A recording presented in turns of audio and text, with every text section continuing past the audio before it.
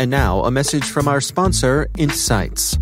Insights believes that threat intelligence benefits organizations of all shapes and sizes by helping them proactively defend against an attacker's next move. That's why Insights is offering a free, personalized company threat intelligence report to help you manage the risk in today's cybersecurity landscape. Using only your company's domain, Insights' proprietary tools find potential external threats, including phishing attacks and dark web mentions, targeting your organization within minutes. To download your free threat intelligence report, go to insights.com/cyberwire. And we thank Insights for sponsoring our show.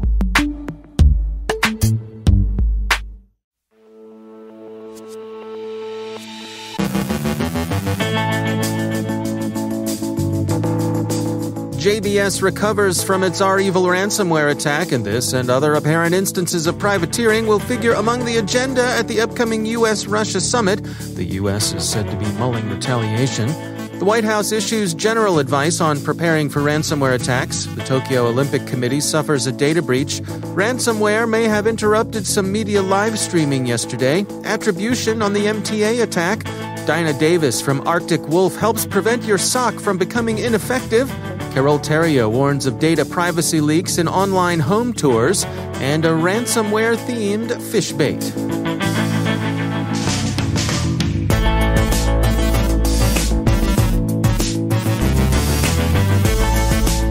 From the CyberWire studios at Data Tribe, I'm Dave Bittner with your CyberWire summary for Friday, June 4th, 2021.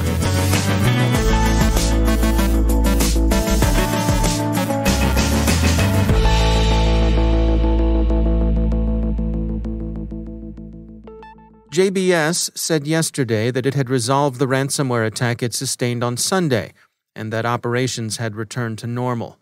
The company's statement reads in part, quote, "The company's swift response, robust IT systems, and encrypted backup servers allowed for a rapid recovery. As a result, JBS, USA, and Pilgrims were able to limit the loss of food produced during the attack to less than 1 day's worth of production. Any lost production across the company's global business will be fully recovered by the end of the week, limiting any potential negative impact on producers, consumers, and the company's workforce." End quote. All things considered, the response seems to have been swift and effective, and it will be interesting to see what lessons may emerge from JBS's experience. The impact of the incident on food availability and price appears to have been limited, and HuffPost observes that there appears to have been no impact on food safety whatsoever, which is unsurprising given the nature of the attack. The U.S. FBI was unusually quick with Attribution, fingering the Russia-based REvil gang as the group behind the attack. REvil, which operates a criminal affiliate network, told Bleeping Computer last October that the gang itself cleared more than $100 million in profit annually. They may have at least 2 revenue streams: direct ransom payment and the proceeds from auctioning victims' stolen data. REvil's claims about its revenues and operations are difficult to corroborate, but the gang at least gives the appearance of being financially motivated. As with other Russian criminal groups, however, their activities now arouse suspicions that they're state-tolerated cyber privateers, and that their motivations may be complex. Utah Public Radio quotes Ryan Larson, a Utah State Farm Management Extension Specialist, who said, quote, "When you read that a large percentage of the meat processing has been hacked, it causes concerns for citizens. So, I think a lot of the motivation was purely just to cause concern and scare people." End quote. Fox News talked to various experts who thought that the prospect of the JBS hacks being a dry run for a more damaging operation slightly paranoid, albeit possible. On balance, the consensus was that the rise in ransomware attacks was driven by the criminals' realization that there was a great deal of money to be made from extortion.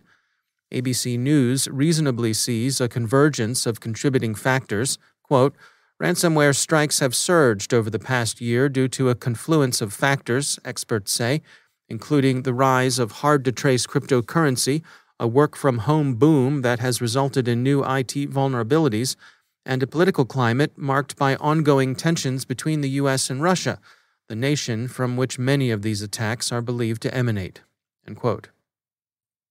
Privateers, or ordinary gangsters, the Voice of America reports that the JBS attack and other ransomware incidents will figure among the agenda of the upcoming U.S.-Russia summit.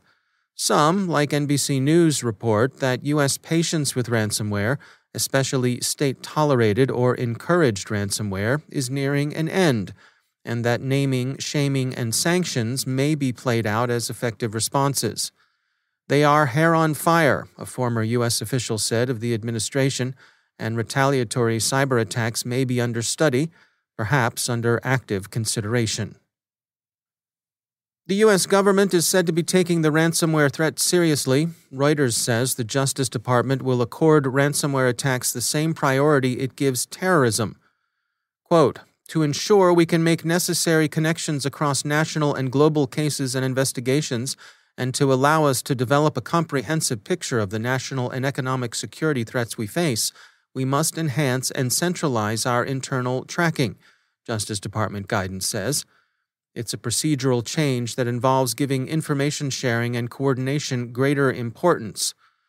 John Carlin, Principal Associate Deputy Attorney General at the Justice Department, told Reuters, quote, "We've used this model around terrorism before, but never with ransomware," end quote. The New York Times interprets an advisory letter from Deputy National Security Advisor Ann Neuberger as a prescriptive, blunt, general call for all organizations to adopt the cybersecurity standards that federal agencies and contractors now follow. Neuberger wrote, in part, quote, "The most important takeaway from the recent spate of ransomware attacks on U.S., Irish, German, and other organizations around the world is that companies that view ransomware as a threat to their core business operations rather than a simple risk of data theft will react and recover more effectively. To understand your risk, business executives should immediately convene their leadership teams to discuss the ransomware threat and review corporate security posture and business continuity plans to ensure you have the ability to continue or quickly restore operations." End quote. It strikes us that in this case the Times perceives clarity as bluntness. Neuberger's letter goes on to say, "We've selected a small number of highly impactful steps to help you focus and make rapid progress on driving down risk. Specifically, those steps include: implement the 5 best practices from the President's executive order, back up your data, system images, and configurations, regularly test them and keep the backups offline, update and patch systems promptly, test your incident response plan, check your security team's work, and segment your networks." This, with the supporting details that are too long to read here, seems like useful advice. According to the Japan Times, the organizing committee for the Tokyo Olympics has suffered a data breach as a consequence of Fujitsu's recent compromise. It's another instance of third-party risk. Some personal information was apparently exposed in the incident. The Record reports that Cox Media live streams were interrupted yesterday in what multiple sources tell the Record was a ransomware attack. The story is still developing, but it appears to be another case in the ongoing wave of ransomware attacks. The ransomware attack against New York's Metropolitan Transportation Authority is being attributed, bleeping computer rights, to a Chinese threat actor that exploited a Pulse Secure vulnerability to gain access to MTA systems. SC Magazine speaks with industry sources who express concern that the operation may be a harbinger of more to come, especially if the group responsible should prove closely connected to the Chinese government. BlackBerry reports that the Avedon ransomware operators now pose a triple threat, adding the prospect of distributed denial of service to the familiar threats of encryption and data theft. And finally, all the recent high-profile ransomware attacks have spawned a large brood of unrelated but obviously parasitic phishing campaigns. Inky has been tracking some of them and finds that the emails represent themselves as coming from a more plausible than usual help desk. The recipients are told that their organization is upgrading its security after the wake-up call it received from the Colonial Pipeline incident. Specifically, users are asked to download a ransomware system update from an external site. That site, of course, is malicious.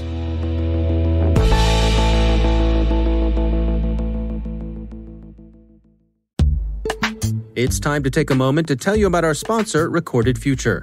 If you haven't already done so, take a look at Recorded Future's Cyber Daily. We look at it. The CyberWire staff subscribes and consults it daily. The web is rich with indicators and warnings, but it's nearly impossible to collect them by eyeballing the internet yourself, no matter how many analysts you might have on staff, and we're betting that however many you haven't got enough. Recorded Future does the hard work for you by automatically collecting and organizing the entire web to identify new vulnerabilities and emerging threat indicators. Sign up for the Cyber Daily email to get the top trending technical indicators crossing the web. Cyber news, targeted industries, threat actors, exploited vulnerabilities, malware, and suspicious IP addresses. Subscribe today and stay ahead of the cyber attacks. Go to recordedfuture.com/cyberwire to subscribe for free threat intelligence updates from Recorded Future. And we thank Recorded Future for sponsoring our show.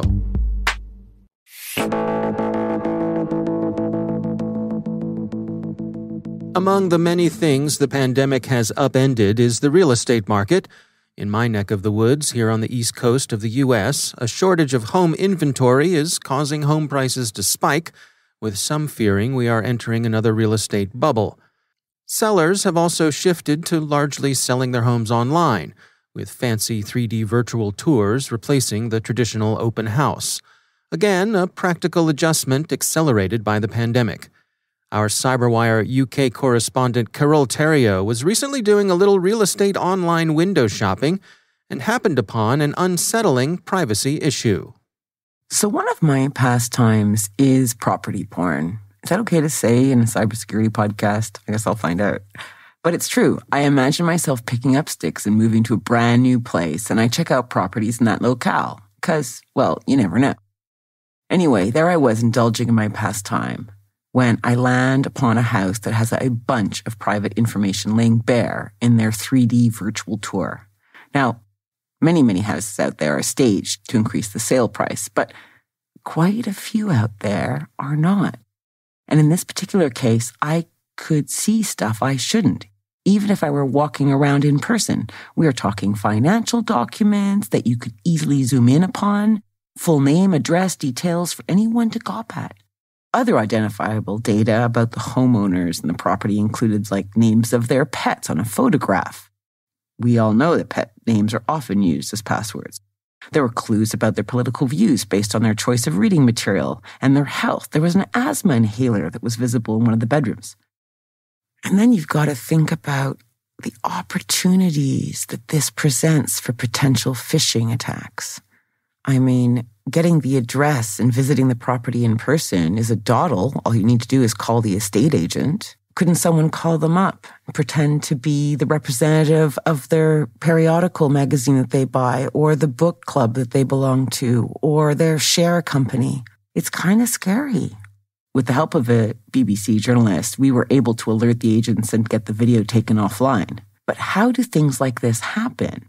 Here's my thoughts. One, camera tech is way more advanced than you might think. Think Google Maps, but inside your house. I mean, I could read every single title in their bookcase. Two, a remote camera snaps hundreds, if not thousands of photos across a property. Who's going to go through every single photo individually? The real estate agent? The owner? Who has the time?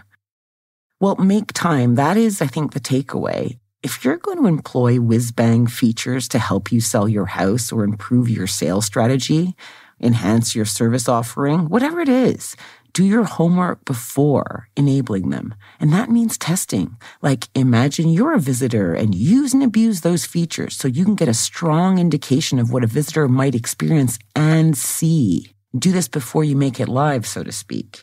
See, it turns out that Mom was right. Cleaning up before your guests arrive or before non-employees show up for a meeting is a good idea.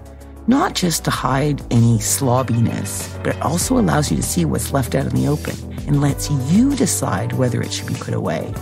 I mean, think about it. If you don't value your privacy, who will? This was Carole Theriault for the CyberWire.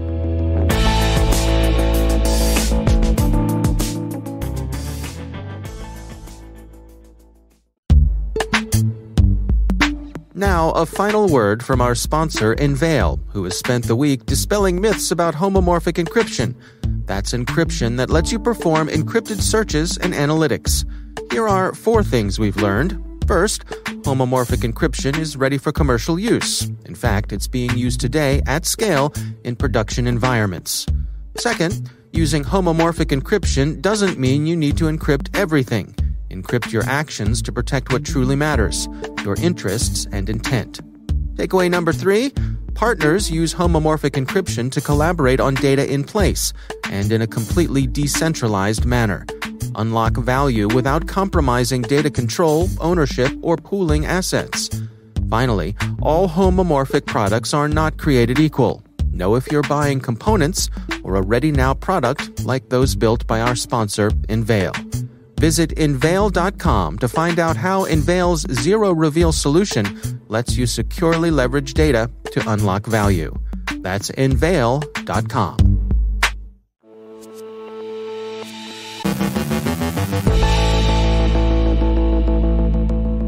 And joining me once again is Dinah Davis. She is the VP of R&D at Arctic Wolf. Dinah, great to have you back. I want to touch today about some tips you have for SOCs, and in particular, some things maybe not to do, things that might torpedo some of your efforts within your SOC. What do you have to share with us today? So some of the things that can make your SOC quite ineffective is having a high amount of false positives. So you want to really focus on reducing the alert overload. So when you first are setting up your SOC and putting in place the tooling, usually a SIM is part of that or a SIM-like tool. And the way it works is you set up a whole bunch of rules and it alerts you when those rules fire, right? Now, unfortunately, a lot of the time, those rules will alert you on things that aren't actually real, false positives, and you get really tired. It's called alert fatigue, right? So spending a lot of time looking at your system, knowing what you really care about and what you don't, and tuning your system to only notify you when it's important is key here, right? You don't want to manually review every alert. There's thousands that'll be coming in per day. So you want to tune that down, right? So that's one thing you can do to make your SOC more effective. The second thing you can do is make sure you have really good security processes, right? So you want to focus on the 2 most important processes of a SOC, which is intrusion detection and incident response. So when something happens, how is the team notified? What is the criteria for escalation of event to an incident?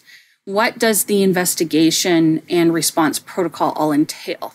What do remediation efforts look like? You want to have that all really well defined so that when something happens, you are just reacting and following a process and not trying to figure all of that out at the same time as trying to remediate whatever's going on. Another thing you can do is try to streamline team communication.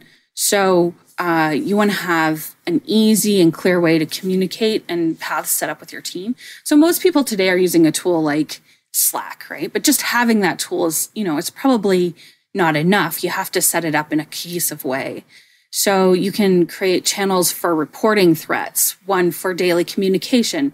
And then one that I really recommend doing is for each big incident you have, you create a channel and only the people working on that incident work there. I also highly recommend throwing in a Zoom room at the top, like in the topic if you're using Slack and Zoom, because just keeping the same Zoom room open and anybody can pop in and out of there. You don't have to set that up every time. It makes it super easy. Another great thing to do is make sure you're adding a reporting capability. So you need to know how effective your SOC is being. To this end, some metrics you may want to track are the volume of events, how much false positives you have, what your false positive ratio is, and you want to try and drive that down, like I mentioned above. Headcount to ticket ratio, time to detection, and time to response. Those are all things that you want to be able to track so you can see if there's any trends happening so that you can course correct. And then finally, orchestrate and automate, because we all know how much just automating the crap out of everything is amazing. So you want to extract the most value from your security tools and then orchestrate and automate everything else, right? So orchestrations can connect your security tools into a single pane of glass, ensuring they're all working together cohesively. You can set up streamlined workflows that will work between tools to eliminate any manual or tedious tasks. And you can free up that time for those, very skilled security workers that you have to work on higher value things.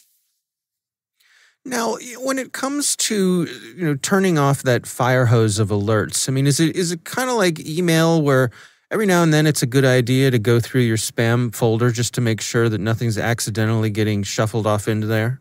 Yes, it definitely is. Definitely. You want to take a look at that, on a regular basis, whether it's monthly or quarterly.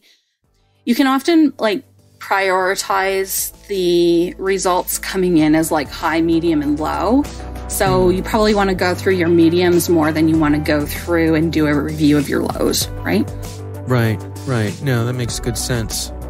All right. Well, good information. Dinah Davis, thanks for joining us. You're very welcome.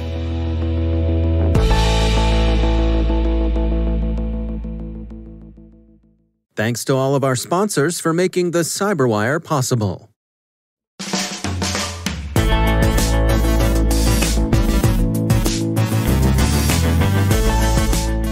And that's the CyberWire. For links to all of today's stories, check out our daily briefing at thecyberwire.com. Be sure to check out this weekend's edition of Research Saturday and my conversation with Carl Sigler from TrustWave. We're discussing their research on HTML Lego, hidden phishing at a free JavaScript site. That's Research Saturday. Do check it out. The CyberWire podcast is proudly produced in Maryland out of the startup studios of DataTribe, where they're co-building the next generation of cybersecurity teams and technologies.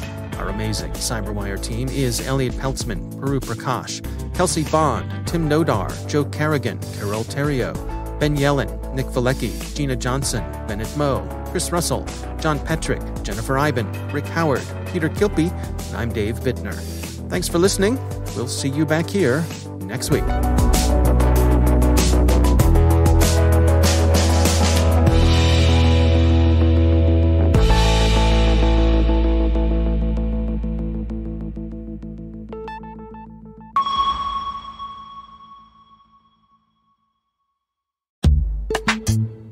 And now, a word from our sponsor, Verizon.